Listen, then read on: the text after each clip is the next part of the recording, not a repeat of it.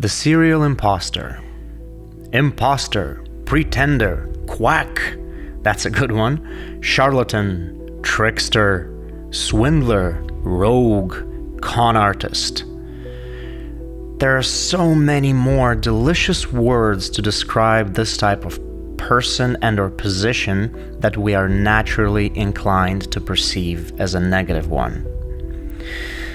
Now, as far as I can tell, there are two ways you can look at, judge, and assess somebody's character: intent and their actions.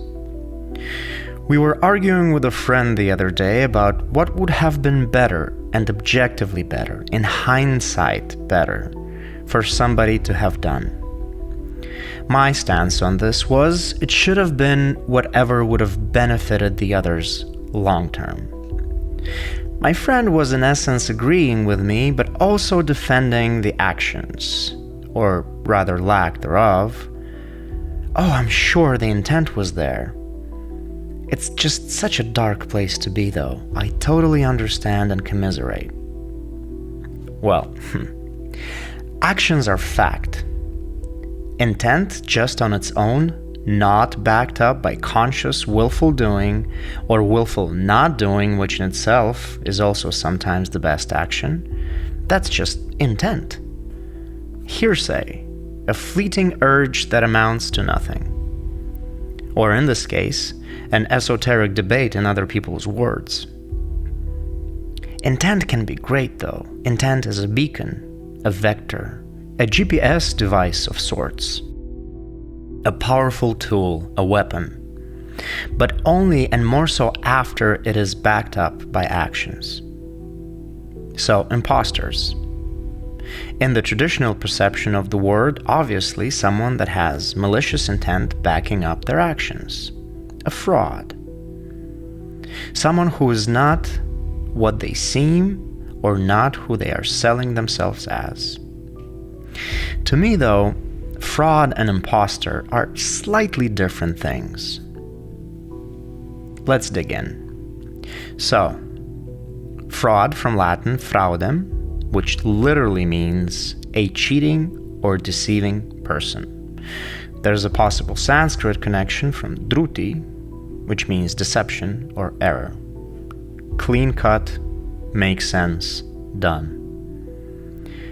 Imposter, on the other hand, from the late Latin imponere, where im or in means into, in, on, or upon, and ponere means to put or to place. In English, we say to impose, as in to force something upon someone else. So, imposter, someone assuming the position of another. So, other than the mere fact of positioning yourself as someone you are not in that particular point in time, and let's assume without malicious or fraudulent intent to back it up, imposter is just that, assuming a position you are not fit to fill. Oh, and here's where we can play. This is where it gets interesting. Isn't it true that any new beginning makes you feel like an imposter? Oh, but come on now, you'd say. There is a cardinal difference between a beginner, an apprentice, and an imposter.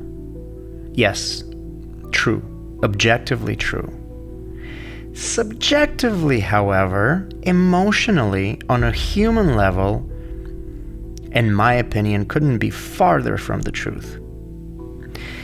Anyone who's ever taught a new set of skills to anyone else will attest that one of the hardest things to do is hold beginners back.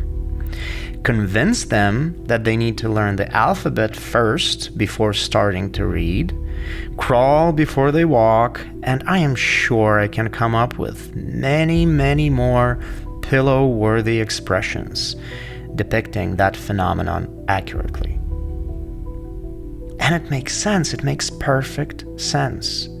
We are all naturally passionate explorers and makers of things. A young kid starting martial arts will want to spar on day one. You go to the shooting range for the first time, you'll go straight for the big gun. Karaoke? It has to be Queen or Whitney Houston. Unsingable pieces for mere mortals. You just got your learner's permit yesterday? You are already begging for your dad's car keys. We're all imposters, naturally. If we find something worthwhile, we just can't help it. Hell, marriage, parenting, perfect examples. We commit to a lifetime relationship at a time where we don't even know what to do with ourselves yet, let alone a partner or one or more new human beings that we bring into the world. We commit nonetheless. And that's the fundamental difference between beginner and imposter. A beginner can quit anytime, and they often do. An imposter, however, an imposter is committed to make it work. And it's not an issue of fake it till you make it. This goes back to the intent. If the intent is right, you won't mind failing for a while before you get better at things. So please, be a passionate serial imposter.